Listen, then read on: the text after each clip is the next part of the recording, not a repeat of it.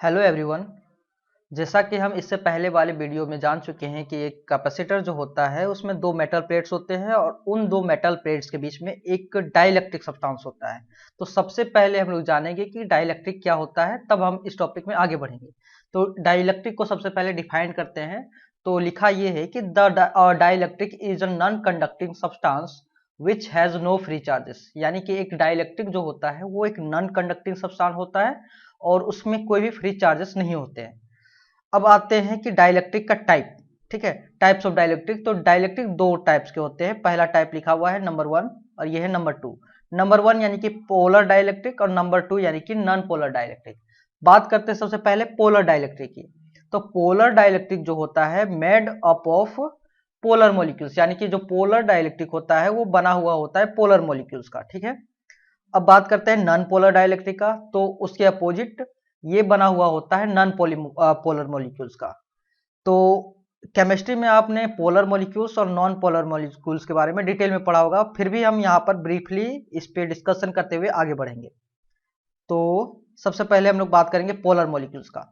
तो polar molecule जिसका कि डेफिनेशन यहाँ पे लिखा हुआ है, the molecules in which the centre of positive and negative charges are separated by a finite distance are called polar molecules. कहने का मतलब है कि पोलर मॉलिक्यूल्स उस तरह का उन मॉलिक्यूल्स को कहेंगे जिनमें सेंटर ऑफ पॉजिटिव और नेगेटिव चार्जेस वो एक सेपरेटेड होंगे फाइनाइट डिस्टेंस है, यानी कि पॉजिटिव और नेगेटिव चार्ज के बीच में कुछ डिस्टेंस होगा।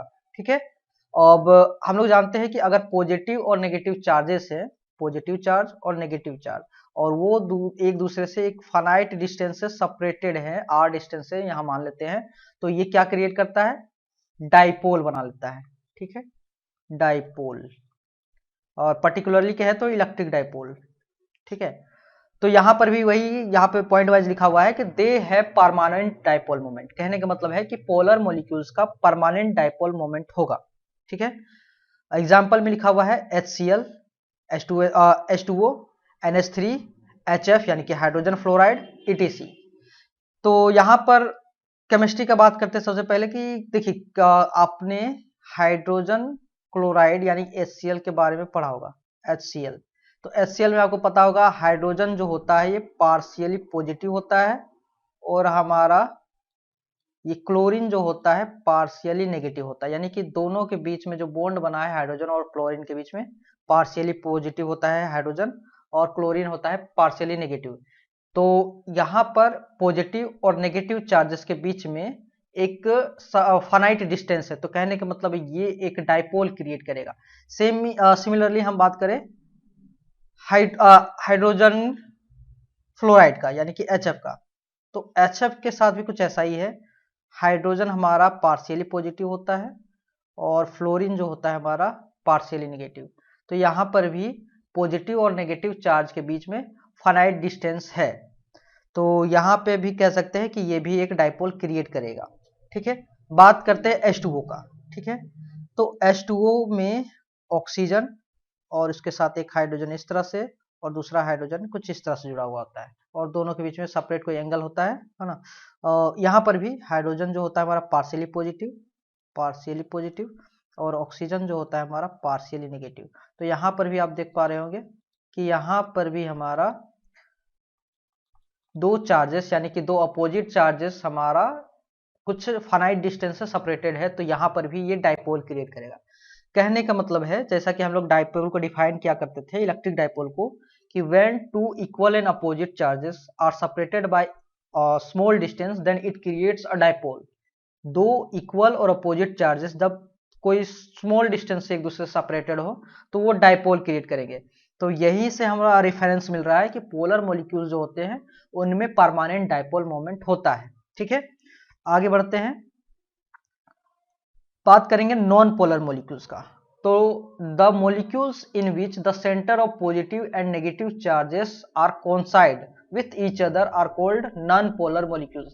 यानी कि पोलर मॉलिक्यूल के जस्ट अपोजिट यहाँ पे बात हो रहा है कि नॉन पोलर मॉलिक्यूल जो होंगे उनमें पॉजिटिव और नेगेटिव चार्जेस दोनों एक दूसरे के साथ कोइंसाइड करेंगे। ठीक है, कहने का मतलब अगर अगर फिगर में देखा जाए तो फिगर कुछ इस तरह से दिखेगा, पॉजिटिव भी है और नेगेटिव भी है, दोनों बस एक ही जगह पे है, पॉजिटिव नेगेटिव दोनों एक साथ। ठीक है, यानी कि दोनों कॉन्साइड कर रहा है, तो इस तरह का जो मॉलिक्यूल्स कहलाएंगे नॉन पोलर मॉलिक्यूल्स कहेंगे। हाँ ठीक है, और यहाँ पर देखिए दो चार्जेस किसी फाइनाइट डिस्टेंस के साथ सेपरेटेड नहीं है, तो ये एक डाइपोल क्रिएट नहीं करेंगे। तो यहाँ पे लिखा हुआ है they do not have permanent dipole moment, यानी कि इनके पास कोई परमानेंट डाइपोल मोमेंट नहीं होता। एग्जाम्पल में H2 है, H2 यानी कि हाइड्रोजन हाइड्रोजन के बीच का बॉन्ड, तो हाइड्रोजन और हाइड्रोजन यानी कि यहाँ पर शेयरिंग ऑफ इलेक्ट्रॉन की वजह से बॉन्ड बना है, तो यहाँ पर जो हमारा इनके बीच का सेपरेशन होगा, चार्जेस के बीच का सेपरेशन यहाँ पे कोइंसाइड कर जा रहा है, यानी यही सेम इवेंट होगा हमारा इसके बीच, नाइट्रोजन के बीच, यानी कि नाइट्रोजन गैस, तो नाइट्रोजन नाइट्रोजन के बीच में ट्रिपल बॉन्ड होता है ना, ये केमिस्ट्री में आपने पढ़ा होगा।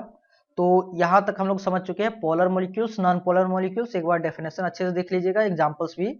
और ये जो आपका पॉइंट है डाइपोल मोमेंट, ये नॉन पोलर मॉलिक्यूल्स का परमानेंट डाइपोल मोमेंट नहीं होता है, जबकि पोलर मॉलिक्यूल्स का होता है, ये ऑब्जेक्टिव के पर्सपेक्टिव से इंपॉर्टेंट कहलाएगा। ठीक है, आगे बढ़ते हैं इस टॉपिक में हम लोग। Effect of external electric field on dielectric. तो इस पॉइंट पे हम लोग जानेंगे कि अगर एक डाइलेक्ट्रिक को, चाहे वो पोलर हो या वो नॉन पोलर हो, उसको डाइलेक्ट्रिक मतलब कि इलेक्ट्रिक फील्ड में रखा जाएगा तो क्या होगा उस पर इफेक्ट। तो पहला जानेंगे हम लोग पोलर डाइलेक्ट्रिक के लिए। When a polar dielectric is placed in a external electric field, then each molecule experiences a torque and get aligned in the direction of applied electric field। तो इसमें लिखा ये गया है कि अगर हम किसी पोलर डाइलेक्ट्रिक को एक्सटर्नल इलेक्ट्रिक फील्ड में रखेंगे तो उसके जो मॉलिक्यूल्स होंगे, यानी कि डाइलेक्ट्रिक के अंदर के जो मॉलिक्यूल्स होंगे उनमें एक टॉर्क काम करेगा, टॉर्क लगेगा, और टॉर्क लगने की वजह से सारे जो मॉलिक्यूल्स होंगे एक ही डायरेक्शन में, यानी कि अप्लाइड इलेक्ट्रिक फील्ड की डायरेक्शन में अलाइन हो जाएंगे। ठीक है, जैसा कि फिगर की तरह से हम लोग समझ सकते हैं, यहाँ पर है एक डाइलेक्ट्रिक, ठीक है, डाइलेक्ट्रिक का एक छोटा सा पोर्शन बना हुआ है, इसमें कई मॉलिक्यूल्स है, अब सबका रैंडम डायरेक्शन है, कोई इस तरह से घुमा हुआ है, कोई इस तरह से घुमा हुआ है, कुछ इस तरह से वर्टिकल है, कोई हॉरिजॉन्टल है, कोई स्लैंटेड है, तो यहाँ पर रैंडम डायरेक्शन है हर एक मॉलिक्यूल का। जब हमारा इलेक्ट्रिक फील्ड अप्लाइड नहीं है, देखिए नीचे लिखा हुआ है ई इक्वल टू जीरो, ठीक है, यानी कि यहाँ पर अभी ई जीरो है, कहने का मतलब इलेक्ट्रिक फील्ड जीरो है। इसी डाइलेक्ट्रिक को जब हम इलेक्ट्रिक फील्ड का प्रेजेंस में, यानी कि यहाँ पे इलेक्ट्रिक फील्ड अप्लाई कर दे, यानी कि देखिए यहाँ पे ई वेक्टर, यानी कि वेक्टर ई, यानी कि इलेक्ट्रिक फील्ड एक वेक्टर क्वांटिटी है, तो यहाँ पर ई पर वेक्टर का साइन लगा हुआ है, यहाँ लिखा भी ये हुआ है कि electric field not equal to zero. यहाँ पर कहने का मतलब है कि यहाँ पर इलेक्ट्रिक फील्ड अब अप्लाई कर दिया गया है, तो सारे जो मॉलिक्यूल्स है, यानी डाइलेक्ट्रिक के मॉलिक्यूल जो है, जो कि पहले रैंडम डायरेक्शन में थे, अब वो सब पर्टिकुलर एक लाइन में अलाइन हो चुके हैं, यानी कि अब इन पे टॉर्क लगा, और टॉर्क लगने की वजह से ये एक डायरेक्शन में अलाइन हो गए हैं, और वो डायरेक्शन है इलेक्ट्रिक फील्ड का डायरेक्शन। देखिए सबका माइनस एक तरफ है, इसका माइनस, सारे मॉलिक्यूल्स का माइनस एक तरफ और पॉजिटिव एक तरफ। ठीक है, तो इस तरह से एक्सटर्नल इलेक्ट्रिक फील्ड का जो इफेक्ट होता है पोलर डाइलेक्ट्रिक में देखा जा सकता है। अब बात करते हैं नॉन पोलर डाइलेक्ट्रिक्स का, यानी कि जब हम नॉन पोलर डाइलेक्ट्रिक को किसी एक्सटर्नल इलेक्ट्रिक फील्ड में रखेंगे तो when a non-polar dielectric is placed in an external electric field, then each molecule get stretched and get aligned in the direction to applied electric field। यानी कि जब किसी non polar dielectric को external electric field का presence में रखेंगे तो सारे उसके जो मॉलिक्यूल होंगे उनके मॉलिक्यूल स्ट्रेच हो जाएंगे। स्ट्रेच का मतलब कि थोड़ा सा उसमें खिंचाव लगना, ठीक है, and get aligned in the direction of applied electric field. यहाँ पर भी कुछ सेम ही बात लिखा हुआ है, तो इसको समझते हैं फिगर के जरिए। तो जैसा कि हमने पहले पढ़ चुका है कि जो नॉन पोलर डाइलेक्ट्रिक होते हैं उनमें जो पॉजिटिव और नेगेटिव चार्ज कोइंसाइड करते हैं, तो यहाँ पर देख रहे होंगे, यहाँ पे पॉजिटिव चार्ज नेगेटिव चार्ज दोनों एक ही जगह पे है, तो यानी कि कोइंसाइड कर रहे हैं, positive charge negative charge coincide कर रहे हैं, तो सारे मॉलिक्यूल्स यहाँ पे इनमें पॉजिटिव और नेगेटिव चार्जेस कोइंसाइड कर रहे हैं। ये एक डाइलेक्ट्रिक है, और ये तब का सिचुएशन है जब हमारा E इक्वल टू जीरो है, यानी कि applied electric field equal to zero है। ठीक है, यानी कि इलेक्ट्रिक फील्ड यहाँ पे अप्लाई नहीं किया गया। सेम इसी डाइलेक्ट्रिक को जब हम इलेक्ट्रिक फील्ड के अंदर रख दें, यानी कि इलेक्ट्रिक फील्ड अप्लाई कर दें, तो क्या होगा, सारे मॉलिक्यूल स्ट्रेच हो जा रहे हैं। देखिए थोड़े से खिंचाव की वजह से ये प्लस और माइनस साइन जो है, मतलब कि चार्जेस है, वो एक दूसरे से कुछ डिस्टेंस में सेपरेट हो जा रहे हैं। ठीक है, तो इस तरह से क्या हम देख पा रहे हैं कि इलेक्ट्रिक फील्ड के अंदर में रखने पर इनमें एक डाइपोल मोमेंट क्रिएट हो जा रहा है। डाइपोल मोमेंट कैसे क्रिएट हो रहा है? तो पहले जो थे, यानी कि इस केस में पॉजिटिव और नेगेटिव चार्जेस कोइंसाइड कर रहे थे, लेकिन इलेक्ट्रिक फील्ड अप्लाई करने पर क्या हो रहा है? नेगेटिव एक तरफ, पॉजिटिव एक तरफ, है ना। तो यहाँ पर एक टेम्पररी डाइपोल मोमेंट क्रिएट हो रहा है इलेक्ट्रिक फील्ड के एप्लीकेशन के बाद। ठीक है, और साथ ही साथ यहाँ पे क्या हो रहा है, सारे जो डाइपोल्स है वो इलेक्ट्रिक फील्ड के लाइन में अलाइन हो चुके हैं। देखिए सबका माइनस इस तरह साइड है, सबका माइनस देखिए एक तरफ है, और सबका पॉजिटिव जो चार्ज है मतलब एक तरफ है। कहने का मतलब है कि इलेक्ट्रिक फील्ड के एप्लीकेशन के बाद सारे जो मॉलिक्यूल्स है डाइलेक्ट्रिक के, वो एक ही डायरेक्शन में, यानी कि इलेक्ट्रिक फील्ड के डायरेक्शन में अलाइन हो चुके हैं। तो यहाँ पर लिखा हुआ है E इक्वल टू 0, यानी कि इलेक्ट्रिक फील्ड अप्लाइड नहीं है, और यहाँ पर E नॉट इक्वल टू 0, यानी कि यहाँ पे इलेक्ट्रिक फील्ड अप्लाइड हो चुका है। ठीक है, आगे बढ़ते हैं इस पे। इंड्यूस्ड इलेक्ट्रिक डाइपोल मोमेंट, यानी कि P, स्मॉल p से जिसको रिप्रेजेंट करते हैं डाइपोल मोमेंट को, पर मॉलिक्यूल क्या होगा? तो ये जो होगा, यानी कि P डायरेक्टली प्रोपोर्शनल होता है अप्लाइड इलेक्ट्रिक फील्ड के, यानी कि P directly proportional to applied electric field. ठीक है, अब इसके आगे बढ़ते हैं। प्रोपोर्शनैलिटी का साइन जब हटेगा तो इक्वल टू का साइन आएगा, तो अब यहाँ पे कांस्टेंट आएगा। तो यहाँ पर एक कांस्टेंट नहीं, दो कांस्टेंट आएंगे। पहला, वैक्यूम का जो एब्सोल्यूट परमिटिविटी होता है उसकी वजह से एक कांस्टेंट आएगा। तो कहने का मतलब एक कांस्टेंट आएगा अल्फा, और एक कांस्टेंट आएगा एप्सिलॉन नॉट, और E जो कि पहले से प्रेजेंट है। ठीक है,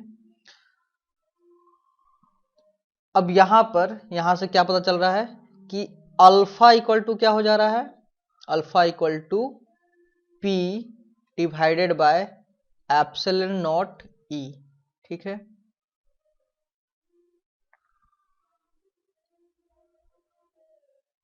वेयर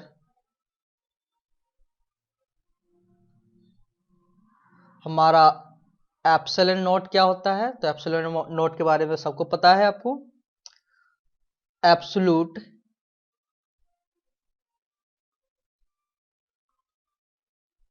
परमिटिविटी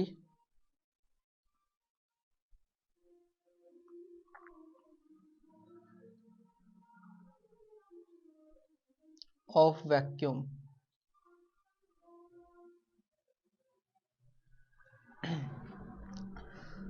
अब दूसरा, अल्फा क्या है? अल्फा को बोलते हैं एटॉमिक पोलराइजेबिलिटी। एटॉमिक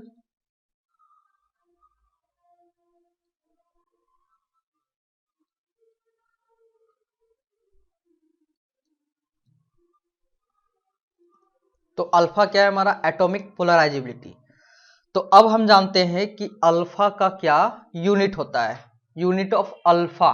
ठीक है, तो अल्फा का यूनिट निकालने के लिए अल्फा का फॉर्मूला आपको पता ही है, alpha equal to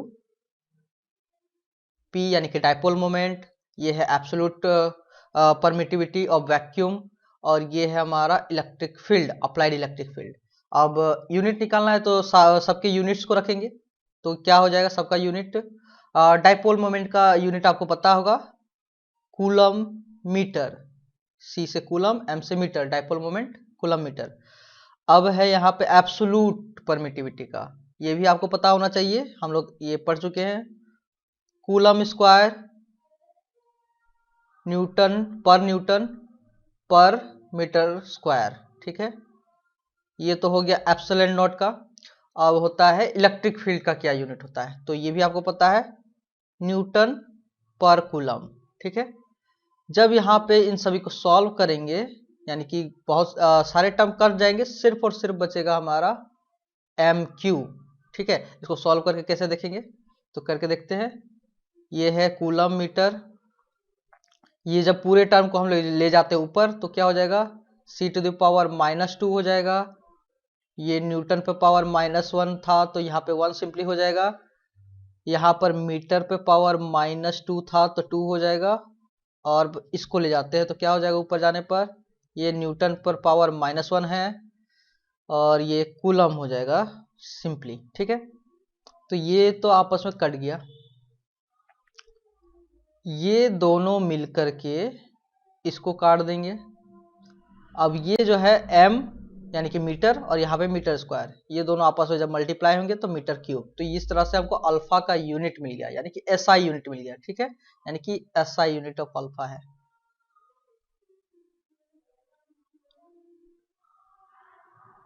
SI unit of alpha, ठीक है।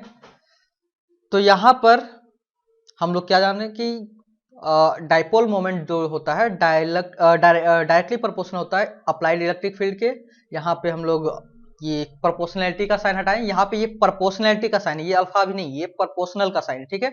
तो प्रोपोर्शनल का साइन हटा तो यहाँ पे दो कांस्टेंट इंट्रोड्यूस हुआ। पहला कांस्टेंट हमारा अल्फा और दूसरा कांस्टेंट हमारा ये एब्सोल्यूट परमिटिविटी, जो कि वैक्यूम की वजह से आया है, ठीक है। अब किसी मीडियम में होगा तो ये एप्सिलॉन नॉट हट जाएगा, सिर्फ एप्सिलॉन होगा, ठीक है। तो यहाँ पे अल्फा जो है क्या कहलाएगा, एटॉमिक पोलराइजेबिलिटी, ठीक है। और हमारा ई जो है अप्लाइड इलेक्ट्रिक फील्ड है, और यहाँ पर एप्सिलॉन नोट जो है एब्सोल्यूट परमिटिविटी ऑफ वैक्यूम है, ठीक है। जहां पर हम लोग अब अल्फा का जो है यूनिट निकाले हैं, तो अल्फा का यूनिट क्या हो गया, यूनिट निकालने के लिए इसका फॉर्मूला का मदद लिए हम लोग, P divided by epsilon naught E, ठीक है।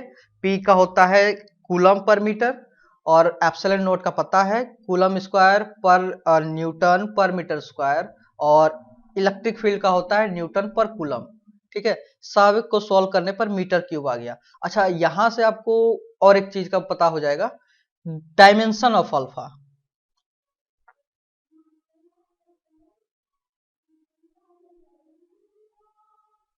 Dimension of alpha,